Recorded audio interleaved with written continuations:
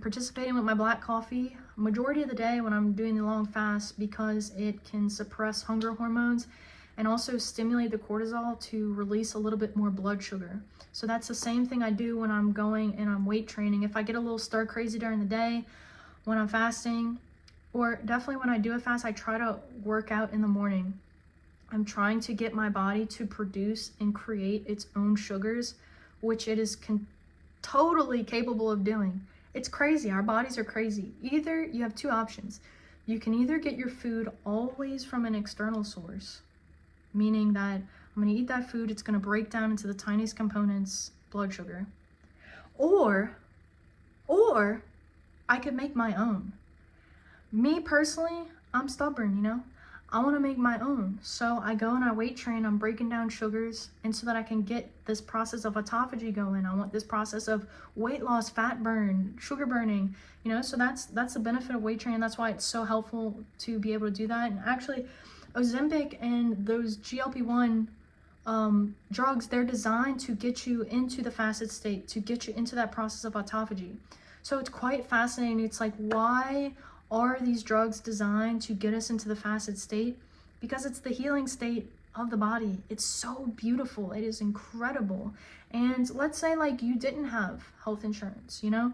Let's say you didn't have the option to have a drug like Ozempic. What is your other option? Well, if you don't have any money, you could fast. And even if you did have the money, you could fast anyway, because it's so good for the body. It's so good for the way that we feel, and you're getting down to the root cause. When I'm doing my fasting and I will get this intense surge of hunger, I'm like, what is this? I was doing a fast yesterday. This past week, I've kind of been eating just one meal a day, just seeing how things shake out, you know what I'm saying? And yesterday, I had to go somewhere, and I was like, oh, do I need to eat right now? Like, is my blood sugar gonna be too low? Am I gonna be hungry?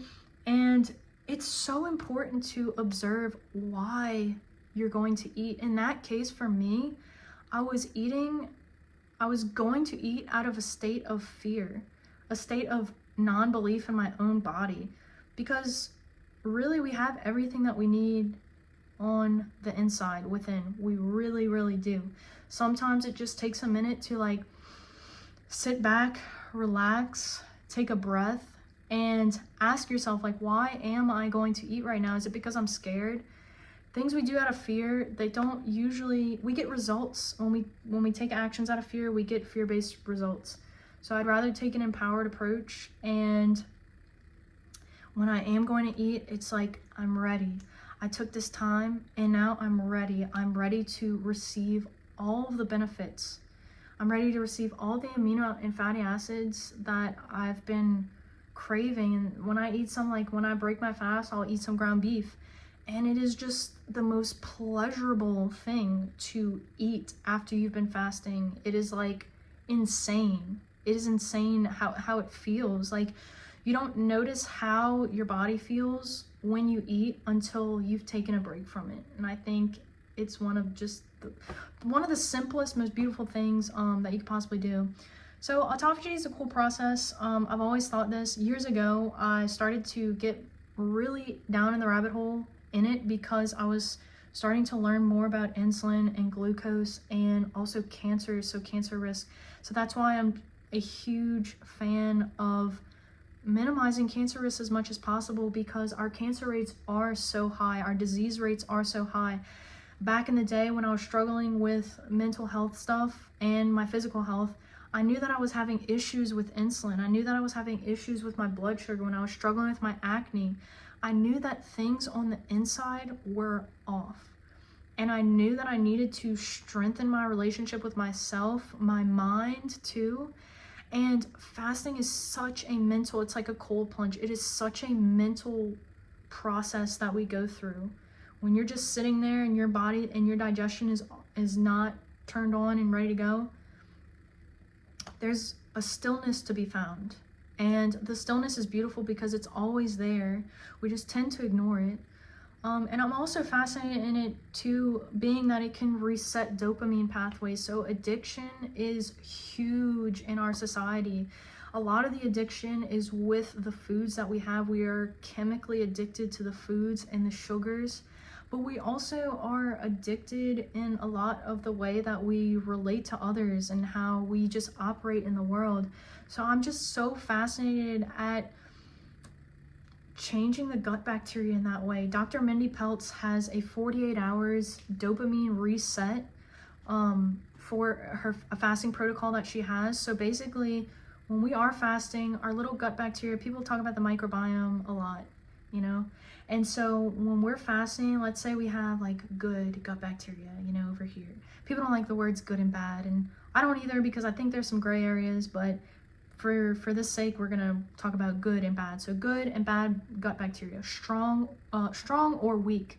And so when we go through a fast, the millions of gut bacteria that's sitting in our gut all the time, taking care of us, producing hormones and neurotransmitters that keep us happy and healthy, right? Those gut bacteria, we love bacteria, guys. It's 2024. If you're still afraid of bacteria, please don't be. There's no reason. We need to become friends, and we need to realize that the healthy foods that we should be eating, filled with bacteria, healthy materials that are going to feed the bacteria that's in our body. So the strong and the weak bacteria, they go to war during the fast. And the weaker bacteria, obviously they're weaker, so they will not survive. There's limited resources to be found in the area. The light always wins. The strong always wins. So at the end of that fast, a lot of what needed to be reset in terms of dopamine and serotonin signaling and all of this nature, the strong will win. So the bacteria that are related to insulin sensitivity and the positive neurotransmitter creation in our body is elevated. Isn't that beautiful? Like, if you had mental health problems or if you had any issues, imagine what fasting could do for your body. Imagine what it could do for your skin. One of the best things was realizing how much it cleared my skin up. Like, I used to have trouble with acne when I was younger. So it's just amazing. You don't need pills. You don't need $1 million skin routine. You know, you could just decide for today, for tomorrow, I'm going to take it easy. I'm going to go through a fast, and I'm going to believe in my body. I'm going to believe in the strength of my body. I'm going to believe in my immune system that has always been taking care of me and will continue to do so. And after this fast, when I go back to eating again, my body is going to be so much stronger and in a place of more peace and relaxation. And yeah, so that's all I got for today. I do hope you the best of times during your fast. I hope that these little tidbits were helpful for you. If you like this video, please like, share, and subscribe. Share it with your mom and dad. Share it with your grandparents. As we get older, I always say this, as we get older, it's so much more important to really understand the body, because if you're 50 years old or 60 or whatever, you are experiencing changes in the body. We don't stay young forever, but fasting has been known to delay the aging process and restore some of these more youthful processes that are happening in the body.